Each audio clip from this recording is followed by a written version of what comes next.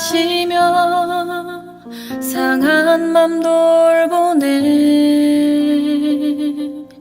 어둠을 밝히시는 새벽별, 방황하는 내 맘 주의 길 비추시네. 나로 인함이 아닌 주가 행하신 일로, 나의 행함이 아닌 오직 주로 인하여 나는 오늘 피었다 지는 이름 없는 꽃과 같네. 바다에 있는 파도 안개와 같지만 주는 나를 붙드시고 부르짖음 들으시며 날 귀하다 하시네. 주님은 나의 죄를 보시고 사랑의 눈으로 날 일으키시네. 바다를 잠잠하게 하시듯 내 영혼의 폭풍 고요케 하시네. 나로 인함이 아닌 주가 행하신 일로, 나의 행함이 아닌 오직 주로 인하여 나는 오늘 피었다 지는 이름 없는 꽃과 같네. 바다에 있는 파도 안개와 같지만 주는 나를 붙드시고 부르짖음 들으시며 날 귀하다 하시네. 나 오직 주의 것, 나 오직 주의 것, 나 오직 주의 것, 나 오직 주의 것.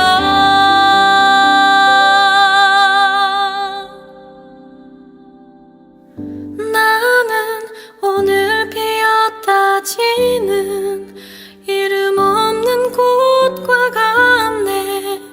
바다에 있는 파도 안개와 같지만 주는 나를 붙드시고 부르짖음 들으시며 날 귀하다 하시네.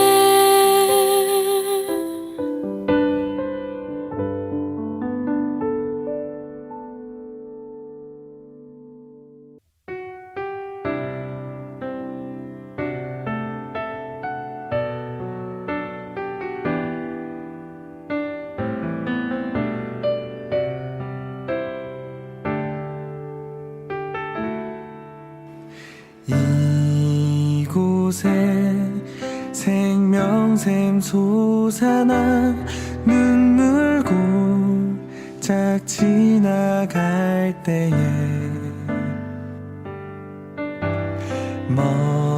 머잖아 열매 맺히고 웃음소리 넘쳐나리라.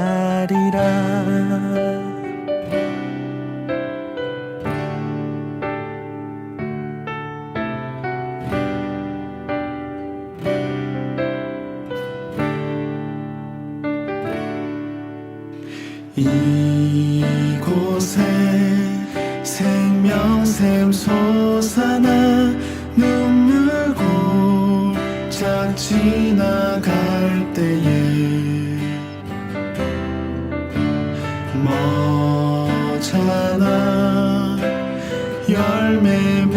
외치고 웃음소리 넘쳐나리라.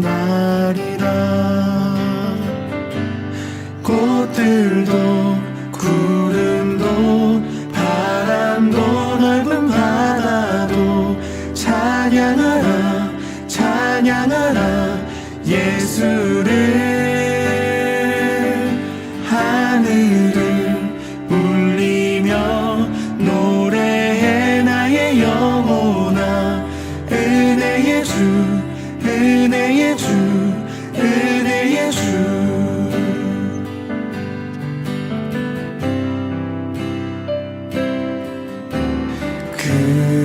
그날에 하늘이 열리고 모든 이가 보게 되리라.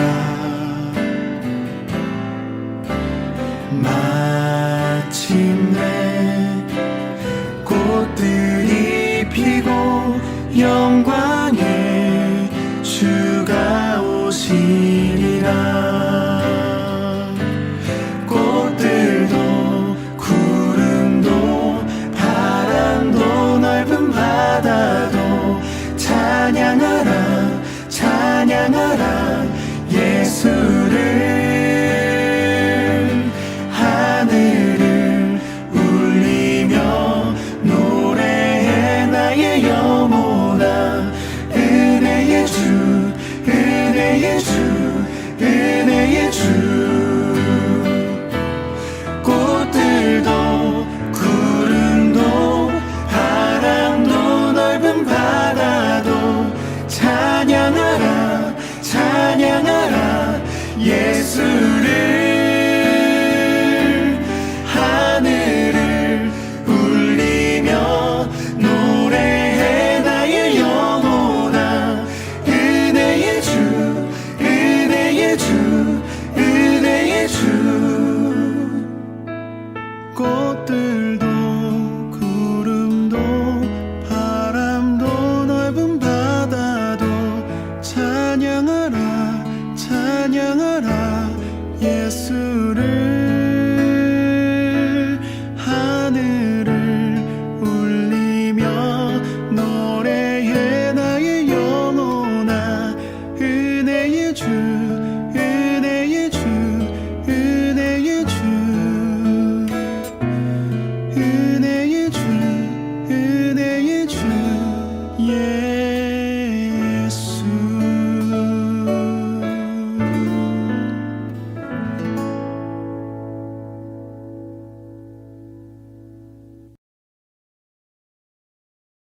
오늘 우리가 같이 볼 말씀은 출애굽기 11장 1절에서 10절 말씀입니다. 출애굽기 11장 1절에서 10절 말씀, 제가 봉독하도록 하겠습니다. 여호와께서 모세에게 이르시기를 내가 이제 한 가지 재앙을 바로와 애굽에 내린 후에야 그가 너희를 여기서 내보내리라. 그가 너희를 내보낼 때에는 여기서 반드시 다 쫓아내리니 백성에게 말하여 사람들에게 각기 이웃들에게 은금 폐물을 구하게 하라 하시더니 여호와께서 그 백성으로 애굽 사람의 은혜를 받게 하셨고 또 그 사람 모세는 애굽 땅에 있는 바로의 신하와 백성의 눈에 아주 위대하게 보였더라. 모세가 바로에게 이르되 여호와께서 이와 같이 말씀하시기를 밤중에 내가 애굽 가운데로 들어가리니 애굽 땅에 있는 모든 처음 난 것은 왕위에 앉아 있는 바로의 장자로부터 맷돌 뒤에 있는 몸종의 장자와 모든 가축의 처음 난 것까지 죽으리니 애굽 온 땅에 전무후무한 큰 부르짖음이 있으리라. 그러나 이스라엘 자손에게는 사람에게나 짐승에게나 개 한 마리도 그 혀를 움직이지 아니하리니 여호와께서 애굽 사람과 이스라엘 사이를 구별하는 줄을 너희가 알리라 하셨나니 왕의 이 모든 신하가 내게 내려와 내게 절하며 이르기를 너와 너를 따르는 온 백성은 나가라 한 후에야 내가 나가리라 하고 심히 노하여 바로에게서 나오니라. 여호와께서 모세에게 이르시기를 바로가 너희의 말을 듣지 아니하리라. 그러므로 내가 애굽 땅에서 나의 기적을 더하리라 하셨고 모세와 아론이 이 모든 기적을 바로 앞에서 행하셨으나 여호와께서 바로의 마음을 완악하게 하셨으므로 그가 이스라엘 자손을 그 나라에서 보내지 아니하였더라. 오늘 본문은 9가지 재앙으로 굴복하지 않는 바로를 하나님께서 모세에게 애굽에 대한 마지막 심판을 행하실 것과 그 심판에 굴복해 이스라엘 민족을 애굽에서 내보낸 것을 모세에게 이야기하시며 그 마지막 재앙은 애굽에 있는 모든 사람과 짐승의 처음 난 것의 죽음이라고 얘기하십니다. 출애굽에서 나타난 10가지 재앙은 각 애굽에서의 우상들을 상징한다고 알고 있습니다. 그 우상들을 타파하는 의미에서 10가지 재앙을 내리시고 이것을 이스라엘 민족에게 확실하게 각인시켜 준 것이 10가지 재앙 사건입니다. 성경의 주석을 보니 애굽에서 우상으로 섬기던 신들 중 생명의 소신 이시스, 생명을 주는 신 오리시스이었다고 합니다. 10번째 재앙은 이 우상들에 대한 재앙인 것입니다. 이스라엘 민족은 400년간 애굽의 노예로 살아왔고 애굽에서 나와서 약속의 땅으로 들어가게 됩니다. 애굽에서 사는 400년 동안 이스라엘 민족은 알게 모르게 애굽에서 그들의 문화와 관습, 여러 가지 것들로 그들의 삶의 많은 부분 스며들었고 또 동조되었을 것으로 생각됩니다. 이런 것에서 떨쳐내고 하나님께서 원하시는 모습으로 되돌리기 위해서 이 재앙들을 보여주신다고 합니다.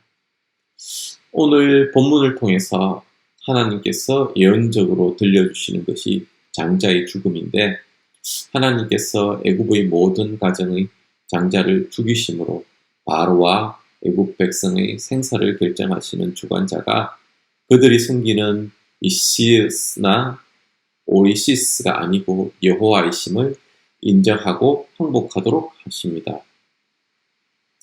저는 개인적으로 이전 출애굽기를 읽고 묵상하면서 하나님의 이스라엘 민족이 애굽이라는 세상의 나라에서 노예로 살면서 알게 모르게 그들에게 스며들어 있었을 그들의 우상을 제거하는 일을 하셨는데 그 당시 이스라엘 민족은 이방에서 노예로 400년을 살아왔고 그들이 약속의 땅으로 들어가 사실은 그들이 자손이 약속의 땅으로 들어가게 됩니다만 약속의 땅으로 들어가 하나님을 섬기고 살아갈 수 있도록 하나님께서 이들을 준비시키시는구나 하고 생각했습니다. 지난주부터 10가지 재앙이 기록되어 있는 출애굽기를 읽고 묵상하면서 하나님은 재앙을 통해서 이스라엘 민족의 출애굽과 가나안 진입을 준비시키시고 인도하셨는데 이 사건이 나에게는 어떤 의미가 있을까 하는 생각을 해보고 있습니다. 내가 세상 속에서 살면서 내가 알게 모르게 세상 속에서 세상의 것들로 가득한 것이 있을 것인데 그런 내가 애굽 바로왕의 완악함을 애굽 민족의 우상 숭배의 모습을 판단하고 비판할 입장은 되지 못하겠다 하는 것입니다. 내가 우상이라고 생각하지 못한 것들이 어쩌면 우상이 될 수 있구나 하는 평범한 진리를 생각해 봅니다. 개인적으로 팬데믹 이후 많은 것들이 흐트러져 있는 자신을 봅니다. 출근해서 책상에 앉으면 가장 먼저 하는 일이 컴퓨터 패스워드를 타이핑하고 이메일을 확인하는 것이었습니다. 하루 일과를 끝내고 침대에 누워서 하는 일은 잠이 들기 전까지 휴대전화를 들고 세상의 일들을 확인한 것이었습니다. 주일 예배를 팬데믹 이전같이 드리지 못했습니다. 세상을 살면서 해야 할 일은 맞으나 우선순위가 벗어났고 적당한 타협 가운데 어정쩡한 자세 가운데 있는 저의 모습을 보게 되었습니다. 오늘 본문을 읽으면서 하나 눈에 띄는 모세의 행동이 8절에 있었습니다.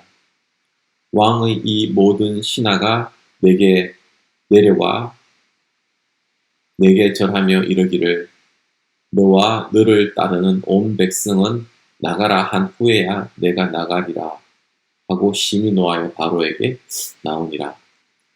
이 구절을 세 번역으로 한번 읽어보겠습니다. 임금님의 모든 신하가 나에게 와서 내 앞에 엎드려 당신과 당신을 따르는 백성은 모두 나가주시오 하고 사정할 것입니다. 이런 일이 있은 다음에야 내가 여기서 떠나겠습니다. 모세는 매우 화를 내면서 바로 앞에서 나왔다. 모세의 변화된 모습을 보게 됩니다. 하나님께서 모세를 만나서 이스라엘 민족을 애굽 땅에서 이끌어내어 가나안 땅으로 인도할 계획을 하시고 모세를 통해서 그 일을 하시겠노라 하셨을 때 모세는 어떤 답을 했습니까? 출애굽기 4장 10절에 주님 죄송합니다. 저는 본래 말재주가 없는 사람입니다. 전에도 그랬고 지금도 그러합니다. 저는 입이 둔하고 혀가 무딘 사람입니다. 그리고 출애굽기 5장 12절에 이스라엘 자손도 저의 말을 듣지 않는데 어찌 바로가 저의 말을 듣겠습니까? 저는 입이 둔하여 말을 할 줄 모릅니다. 모세의 입장에서는 충분히 그런 얘기를 할 수 있었을 것이라 생각합니다. 애굽에서 40년을 살았고 미디안으로 도망해서 40년을 산 뒤 하나님을 만났으니 그의 나이 80의 노인입니다. 광야에서 40년을 보냈으니 120년을 살았고 인생의 마지막 3분의 1을 사역했다고 생각했습니다. 지난주 김 목사님 설교를 통해서 10편, 90편 모세의 기도를 보면 우리의 연수가 70이요 강건하면 80이라 하는 것을 듣고 모세가 하나님을 만난 것은 보통 사람의 은퇴하는 나이에 만난 것이 아니라 정말 그의 말대로 강건한 사람의 연수가 끝나갈 시점이었을 것으로 보니 모세가 출애굽기 4장 13절에 주님 죄송합니다. 제발 보낼 만한 사람을 보내시기 바랍니다. 라는 모세의 말에 더 공감할 수가 있었습니다. 성경에서는 그렇게 단호하던 모세가 그의 고집을 접고 어떻게 하나님의 사역을 하게 되었는지 어느 구절도 단서를 찾지 못했습니다. 출애굽기 4장 20절 그의 아내와 아들들을 나귀에 태우고 애굽으로 돌아가는데 모세가 하나님의 지팡이를 손에 잡았더라. 어떤 결심이 섰는지 모르겠으나 하나님의 지팡이를 손에 잡았더라. 결국은 하나님의 사역을 하게 되었습니다. 그리고 이스라엘 자손도 저의 말을 듣지 않는데 어찌 바로가 저의 말을 듣겠습니까? 했던 모세는 오늘 바로 앞에서 임금님의 모든 신하가 나에게 와서 내 앞에 엎드려 당신과 당신을 따르는 모든 백성은 나가주시오 하고 사정할 것입니다. 이런 일이 있은 다음에야 내가 여기서 떠나겠습니다. 라고 모세는 매우 화를 내면서 바로에게 얘기를 하고 바로 앞에서 나왔습니다. 바로에게 화를 내며 나오는 입장이 되었습니다. 인간적인 눈에 모세는 나이가 80이요 살인자였으며 도망자였으며 말 못하는 사람입니다. 이제 제 힘으로 뭐 할 만한 그런 상황이 아니었던 것 같습니다. 그렇지만 하나님께서 그렇게 보시지는 않으셨던 것 같습니다. 하나님 보시기엔 준비된 사역자였습니다. 모세 본인은 몰랐으나 하나님께서 준비시켜둔 사역자였습니다. 모든 산의 아이들이 죽을 수밖에 없었던 시기에 태어나 살아남게 하셨습니다. 히브리 가족으로 자랐기 때문에 히브리인의 정신이 그 안에 있었을 것입니다. 애굽의 왕자로 교육을 받고 자랐기 때문에 학문적으로 상당한 수준이었을 것입니다. 사도행전 7장 22절에 모세가 애굽 사람의 모든 지식을 배워 그의 말과 하는 일들이 능하더라 하고 기록하고 있습니다. 모세는 지식인이요 애굽의 말을 잘하는 애굽 문화에 익숙한 사람이었던 것으로 보입니다. 모세는 본인은 모르나 하나님께서는 모세를 준비시켰습니다. 지금의 재앙들을 보고 겪으면서 모세는 틀림없이 하나님께서 말씀하시는 대로 이루어지며 모든 일 가운데 같이 한다는 것에 대한 확신이 점점 들었던 것 같습니다. 그래서 오늘 바로에게 큰 소리치며 나오는 입장이 되었습니다. 모세가 하나님을 만나고 한 일이 뭡니까? 정말 하나님께서 하라고 하신 말씀 그대로 한 것이 전부입니다.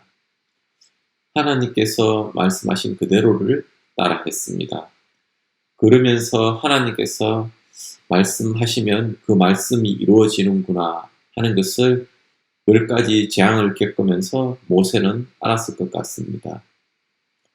이런 일을 경험한 모세는 바로에게 나와서 하나님의 이 얘기를 하신 내용을 주저없이 전할 수 있었고 오늘처럼 바로에게 화를 내는 데까지 이르렀을 것 같습니다.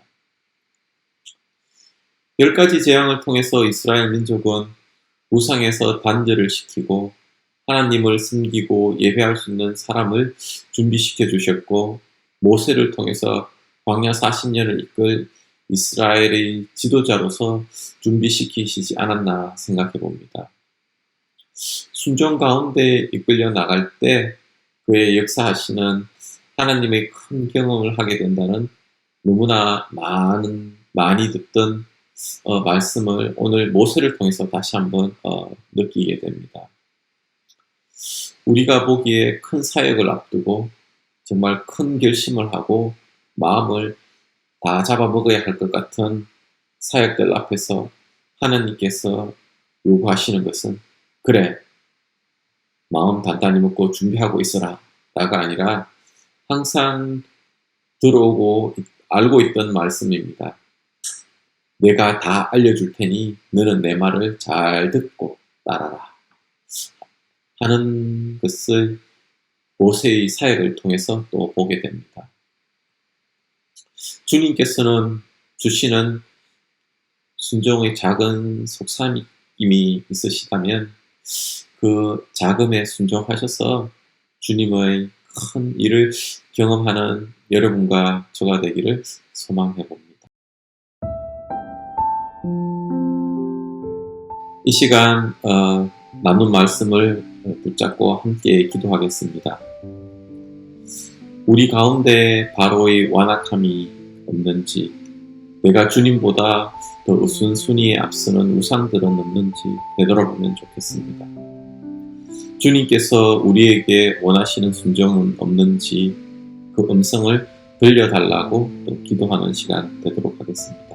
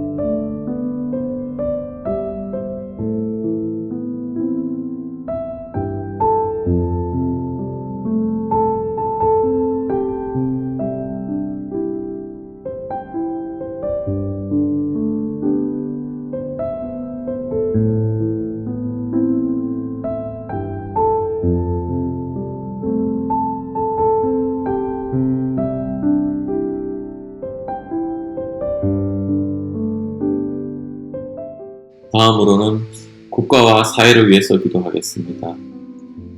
미국에서는 최고점에 비해서 코비드 환자 발생이 많이 줄었으나 전 세계적으로는 아직도 많은 환자들이 발생하고 이로 인해서 어려움을 겪고 계시는 분들이 많습니다. 이분들을 위해서 기도하도록 하겠습니다. 또 코로나 사태를 겪으면서 재정적, 정신적, 영적으로 어려운 분들 계십니다. 이분들 지켜달라고 기도하겠습니다. 코로나 백신이 접종 가운데 있습니다. 효과적인 백신이 접종되고 또 전 세계의 코로나 사태가 빠른 시일 내에 또 종식되도록 기도하겠습니다.